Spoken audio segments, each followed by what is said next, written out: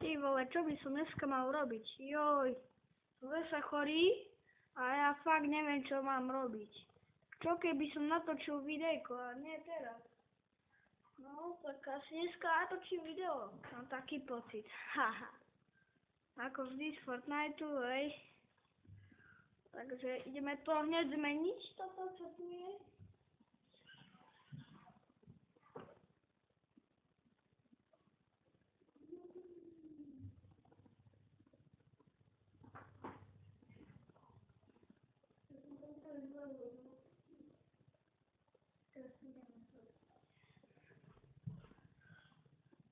Tak, je to tam.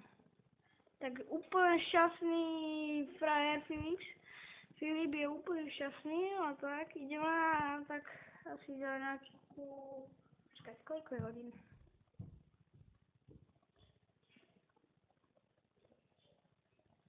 Za nejakú hoďku alebo pol hodinku.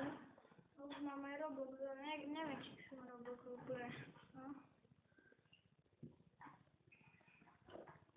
Úplne hodinu. Chodí som úplne. Tak ja neviem, čo robiť, ako... Dobre, toto stačí, toto bude fakt divný šort.